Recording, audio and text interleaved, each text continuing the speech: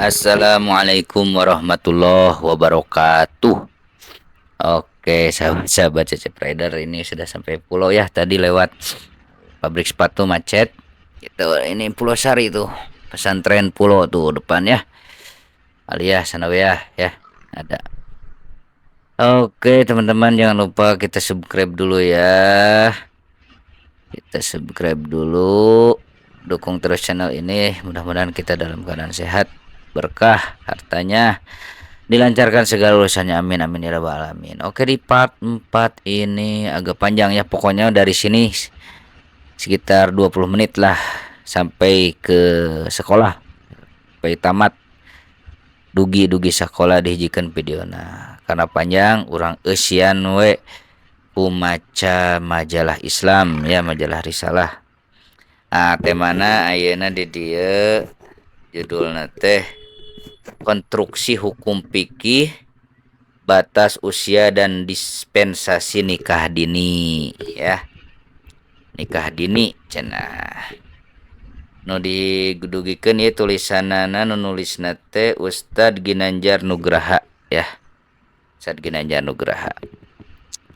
Oke, ngudud dulu sambil ngudud. Ya udah, udah mau sampai Limbangan. Kadang pulau gak kasupkeun Limbangannya. Oke, baik. Bismillahirrahmanirrahim. Dalam Islam tidak secara tegas ditentukan berapa batas usia minimal untuk menikah atau dinikahkan. Karena memang tidak ada dalil yang menegaskan terkait dengan hal tersebut. Namun, terdapat beberapa prinsip umum berdasarkan keterangan dalil terkait dengan batas usia pernikahan sebagai berikut. Wa ankihu a'udzubillahi minasyaitonirrajim wa ankihu yama minkum wasolihina min ibadikum wa imma minkum iyakunu fuqara'a yughnihimullahu min fadlih wallahu wasi'un alim. Artinya, dan nikahkanlah orang-orang yang masih membujang di antara kamu dan juga orang-orang yang layak menikah dari hamba-hamba sahayamu yang laki-laki dan perempuan. Jika mereka miskin, Allah akan memberikan kemampuan kepada mereka dengan karunia-Nya. Dan Allah maha luas pemberiannya, maha mengetahui. Quran Surat An-Nur ayat 32. Dalam ayat tersebut disebutkan kalimat ashalihina min ibadikum. Tentu maksudnya adalah yang telah akil balik, baik laki-laki ataupun perempuan. Karena amal soleh hanya akan diperhitungkan bagi pelakunya hanya ketika seorang telah akil balik. Begitu juga dalam ayat yang lain disebutkan sebagai berikut. Artinya langsung ya. Dan ujilah, ini Quran Surat An-Nisa ayat 6. Artinya, dan ujilah anak-anak yatim itu sampai mereka cukup umur untuk menikah. Kemudian jika menurut pendapatmu mereka telah cerdas, pandai memelihara harta, maka serahkanlah kepada mereka hartanya. Dan janganlah kamu memakannya harta anak yatim melebihi batas kepatutan, dan janganlah kamu tergesa-gesa menyerahkannya sebelum mereka dewasa. Barang siapa di antara pemelihara itu mampu, maka hendaklah ia menahan diri dari memakan harta anak yatim itu. Dan barang siapa miskin, maka bolehlah dia makan harta itu menurut cara yang patut. Kemudian apabila kamu menyerahkan harta itu kepada mereka, maka hendaklah kamu adakan saksi-saksi, dan cukuplah Allah sebagai pengawas. Quran Surat An-Nisa ayat 6. Dalam ayat tersebut disebutkan iza balag an-nikah, berarti memang ada umur tertentu di mana seseorang telah cukup umur untuk menikah. Di antara indikatornya ketika mereka telah sempurna akalnya, di mana dia mampu memelihara dan mentasharupkan harta sendiri. Dalam ayat yang lain ditegaskan ولا تؤتوا السفهاء أموالكم التي جعل الله لكم قياما وارزقهم فيها واكسوهم وقولوا لهم قولا معروفا. Dan janganlah kamu serahkan kepada orang-orang yang belum sempurna akalnya harta mereka yang ada dalam kekuasaan. Kamu yang dijadikan Allah sebagai pokok kehidupan, berilah mereka belanja dan pakaian dari hasil harta itu dan ucapkanlah kepada mereka perkataan yang baik. Quran Surat An-Nisa ayat 5. Itu ya. Lanjut. Ayat di atas menegaskan bahwa orang yang masih belum sempurna akalnya, di mana dia tidak mampu memelihara dan mentasharupkan hartanya, maka jangan terlebih dahulu memberikan harta tersebut kepadanya, apalagi terkait dengan perkawinan tertentu. Perkawinan tentunya, di mana dua insan berinteraksi dalam mahligai rumah tangga, membutuhkan lebih dari sekedar kemampuan pemeliharaan terhadap harta. Begitu pula dalam hadis ada beberapa keterangan yang mengisyaratkan terkait dengan batas usia pernikahan, di antaranya ya ma'saros syabab man istata'a minkum alba'ah yatajawwaj wa man lam yastati' fa'alaih bisaumin fa innahu lahu wijaun. Wahai sekalian pemuda, siapa di antara kalian yang telah mempunyai kemampuan, maka hendaklah ia menikah. Dan barang siapa yang belum mampu, hendaklah ia berpuasa, karena hal itu akan lebih bisa meredakan gejolaknya. Gejolak, ya. Hadis riwayat Bukhari, nomor hadis 4677. Hadis di atas ditegaskan anjuran menikah bagi yang telah mampu berkaitan dengan sebab dan akibat hukum dari pernikahan. Misalnya, jima atau baligh, menyediakan mahar dan kemampuan menafkahi bagi laki-laki dan yang lainnya. Dengan demikian, maka dapat disimpulkan bahwa batas usia pernikahan adalah ketika laki-laki ataupun perempuan minimal telah baligh dan berakal. Adapun keterangan dari Urwah terkait dengan pernikahan, Nabi SAW bersabda, tajawwajan Nabi SAW Aisyah wa hiya bintu sitti sinin wa bana biha wa hiya bintu tis'in wa makasat indahu tis'an. Dari Urwah, Nabi SAW menikahi Aisyah saat ia berumur 6 tahun. Kemudian beliau hidup bersama dengannya, menggaulinya saat berumur 9 tahun.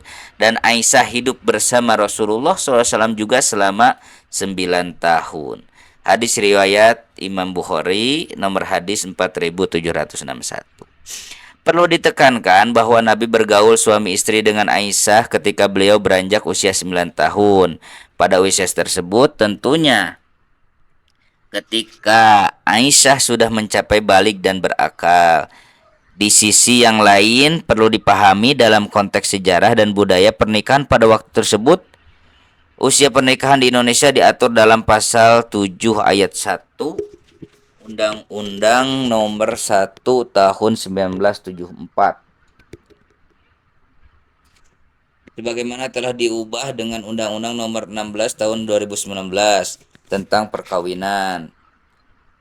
Dinyatakan bahwa perkawinan hanya diizinkan jika pihak pria berusia minimal 19 tahun dan pihak wanita minimal 19 tahun. Secara usul fikih, pembatasan usia tersebut dapat dibenarkan berdasarkan pertimbangan masalah mursalah, di mana unsur psikologis, sosiologis, kematangan intelektual dan emosional, kesiapan organ reproduksi, kesehatan, dan lainnya secara umum. Dispensasi pernikahan. Dispensasi pernikahan. Nah, ini tentang pembahasan tentang dispensasinya ya. Dispensasi pernikah merupakan upaya bagi mereka yang ingin menikah namun belum mencukupi batas usia untuk menikah yang telah ditetapkan oleh pemerintah. Sehingga orang tua bagi anak yang belum cukup umurnya tersebut bisa mengajukan dispensasi nikah ke pengadilan agama melalui proses persidangan terlebih dahulu agar mendapatkan izin dispensasi perkawinan. Singkatnya, dispensasi nikah ini merupakan kelonggaran hukum bagi mereka yang tidak memenuhi syarat sah perkawinan secara hukum positif. Oleh karena itu, undang-undang memberikan kewenangan kepada pengadilan untuk memberikan dispensasi nikah. Nah, ini sumbernya dari www.fakpulangpisau.go.id artikel pengadilan 1710 dispensasi nikah. Mahkamah Agung Republik Indonesia menetapkan peraturan Mahkamah Agung Republik Indonesia nomor 5 tahun 2019 tentang pedoman mengadili permohonan dispensasi kawin. Peraturan Mahkamah Agung ini ditetapkan pada tanggal 20 November 2019 dan diundangkan pada tanggal 21 November 2019 untuk diketahui dan diberlakukan bagi segenap lapisan masyarakat. Adapun tujuan ditetapkannya pedoman mengadili permohonan dispensasi kawin adalah untuk pertama, menerapkan asas sebagaimana dimaksud pasal 2, yaitu asas kepentingan terbaik bagi anak, asas hak hidup dan tumbuh berkembang anak, asas penghargaan atas pendapat anak, asas penghargaan harkat dan martabat manusia, asas non-diskriminasi, kesetaraan gender, asas persamaan di depan hukum, asas keadilan, asas kemanfaatan, dan asas kepastian hukum. Kedua, menjamin pelaksanaan sistem peradilan yang melindungi hak anak. Ketiga, meningkatkan tanggung jawab orang tua dalam rangka pencegahan perkawinan anak. Keempat, mengidentifikasi ada atau tidaknya paksaan yang melatar belakangi pengajuan permohonan dispensasi kawin. Kelima, mewujudkan standarisasi proses mengadili permohonan dispensasi kawin di pengadilan. Adapun terkait dengan alasan yang diajukan oleh pihak pemohon di pengadilan agama diantaranya adalah pertama, hamil di luar nikah. Faktor kehamilan di luar nikah merupakan alasan paling banyak yang diajukan ke pengadilan untuk mengajukan dispensasi nikah. Kedua, melakukan hubungan layaknya suami istri. Para pecalon pengantin yang keduanya atau salah satunya di bawah umur telah berhubungan layaknya suami istri sehingga diajukan ke pengadilan untuk mendapatkan dispensasi nikah. Ya, alasan-alasan untuk yang ini ya, dispensasi nikah. Peradilan dispensasi nikah. Yang ketiga, anak yang dimohonkan bersama calon suaminya ditangkap oleh masyarakat dikarenakan berdua-duaan walaupun tidak hamil dan didapatkan secara langsung berhubungan suami istri. Namun masyarakat khawatir karena sering berdua-duaan sehingga diajukan untuk mendapatkan dispensasi nikah. Keempat, usia putus sekolah yang masih tinggi. Sebagian alasan lain didapatkan bahwa calon pengantin yang di bawah umur pernikahan sudah putus sekolah sehingga tidak ada kegiatan, maka lebih baik dinikahkan saja. Ini sumbernya dari katanya msblangpd.go.id. Konsentrasi alasan. Kalau orang buka heula. Halaman terakhir. Mendesak dan bukti cukup dalam memberikan dispensasi perkawinan bagi anak oleh hakim. Oke, kita baca lagi ya. Ini satu halaman lagi. Dispensasi nikah dalam perspektif usul fikih ibarat rukhsah, yaitu keringanan hukum berdasarkan alasan-alasan yang kuat dengan pertimbangan kemaslahatan dan menutup mafsadat termasuk masa depan bagi kedua calon pengantin. Tentunya para hakim harus benar-benar meneliti alasan pengajuan dispensasi nikah satu sisi, jangan mempermudah sehingga kontraproduktif akibatnya di sisi yang lain juga.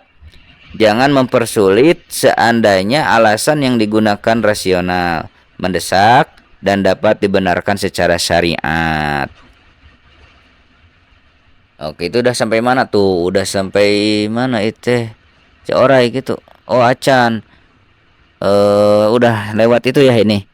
Udah lewat Kartika ya. Oke. Bentar lagi Cikarang tuh. Weda ya. Udah lewat Weda. Oke, terakhir nih.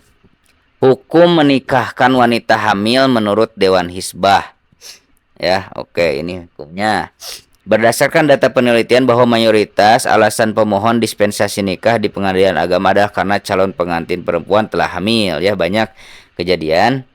Jadi karena sudah hamil dipaksa dinikahkan. Hal tersebut tentunya menjadi masalah bersama membutuhkan solusi yang komprehensif. Pada bulan November 93 bertempat di Ciganitri, Bandung, Dewan Hisbah Persatuan Islam mengadakan sidang lengkap yang salah satunya temanya membahas adalah hukum menikahkan wanita hamil. Dalam sidang lengkap tersebut ada dua pemakalah, yaitu Ki Haji Isodikin dan Ki Haji Dr. Ahmad Mubin. Dalam konsiderannya ada beberapa poin latar belakang dan pertimbangan Dewan Hisbah Persatuan Islam, diantaranya Dewan Hisbah Persatuan Islam yaitu pertama, perlu adanya kejelasan dan ketegasan tentang hukum menikahkan wanita hamil. Dalam pertimbangan pertama tersebut tidak dijelaskan secara spesifik. Namun berlaku umum apakah terkait dengan perempuan yang terikat dengan pernikahan dalam masa idah atau perawan. Kedua, perlu diberlakukan ketentuan syadud jariyah sebagai langkah preventif dan antisipasif terhadap meningkatnya perjinahan. Aspek sad zariyah menjadi pokok dalam pengharaman terkait dengan hukum pernikahan wanita perawan hamil jina dengan laki-laki yang menghamilinya. Setelah melalui diskusi di persidangan, Dewan Hisbah beristimbat. Pertama, menikahkan wanita hamil yang ditalak suaminya hukumnya haram dan tidak sah sampai ia melahirkan, kecuali dirujuk oleh suaminya. Kedua, menikahkan wanita hamil yang ditinggal mati oleh suaminya hukumnya haram dan tidak sah sampai ia melahirkan. Ketiga, menikahkan wanita hamil hasil jina kepada laki-laki yang menjinahinya hukumnya haram sampai ia melahirkan. Tah dangukeun.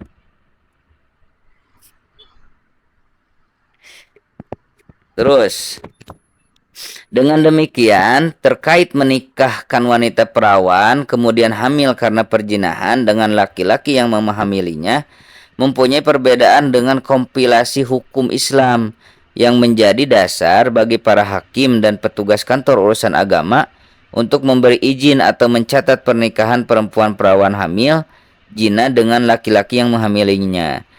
Jika seandainya ada revisi terkait dengan kompilasi hukum Islam, maka fatwa Dewan Hisbah dalam hal ini dapat menjadi masukan, khususnya mempertimbangkan aspek saduzariyah tanya, di mana masyarakat semakin permisif dengan menyebar luasnya perjinahan.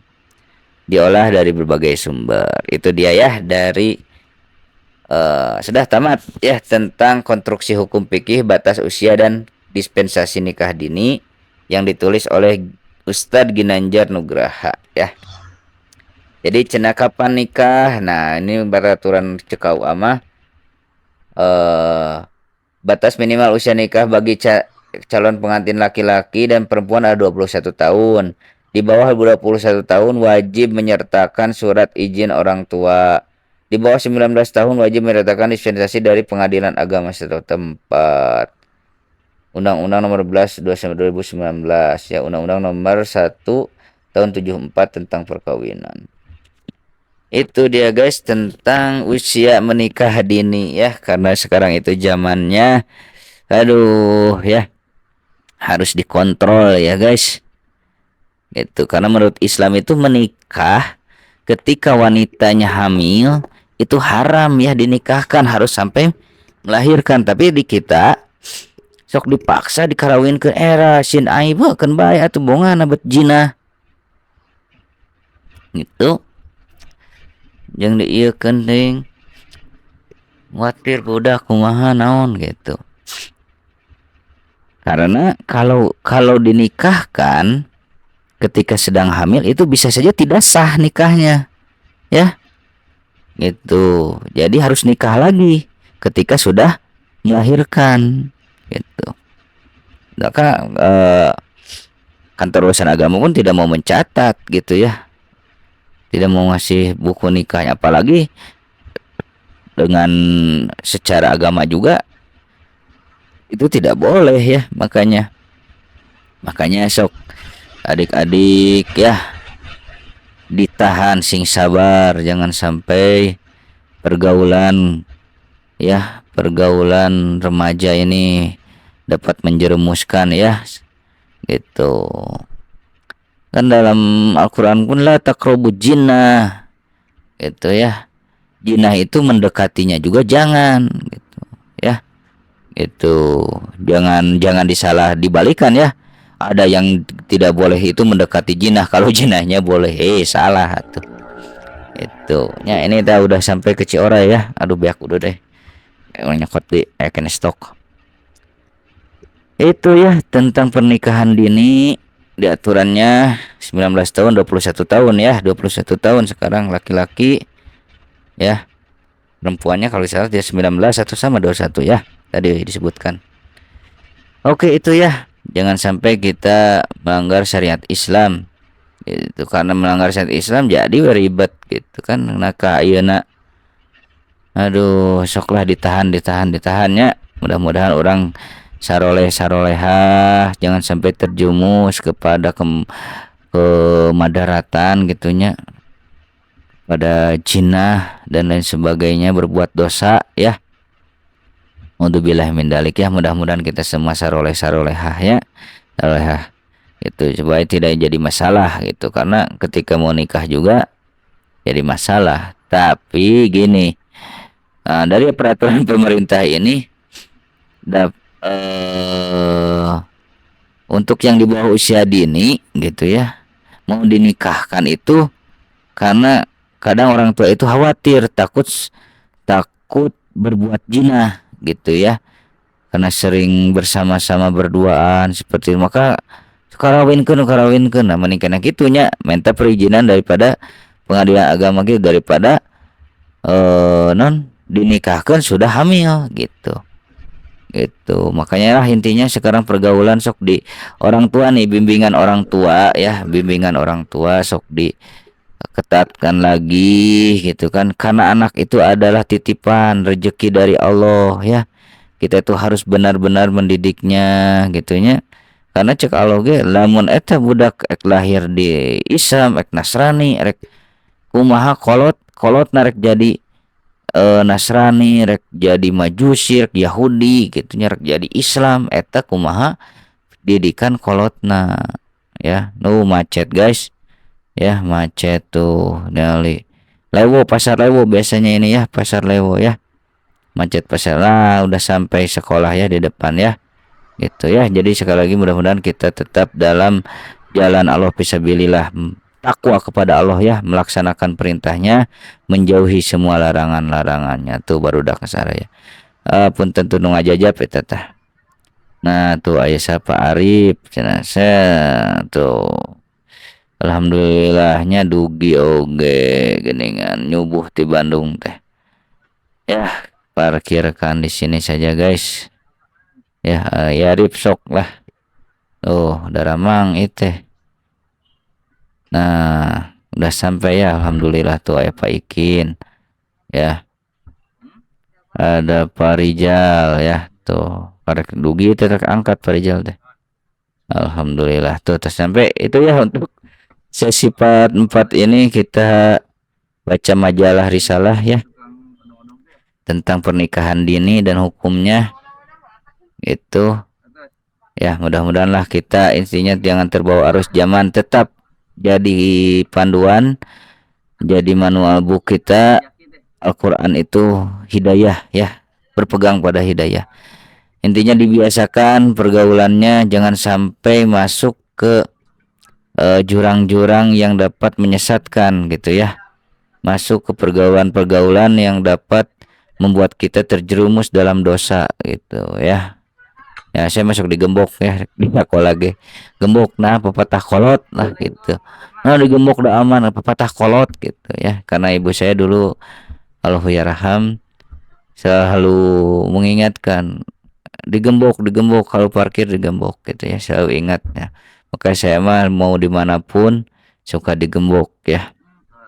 Oke sudah sampai ya, alhamdulillahirabbil alamin tuh geningan terus dugi deui ke sakolanya ajar upacara gitu. Oke itu saja, mudah-mudahan bermanfaat. Kita sehat selalu, lindungan Allah fisabilillah, amin ya robbal alamin. Terima kasih, sehat selalu semuanya. Assalamualaikum warahmatullahi wabarakatuh.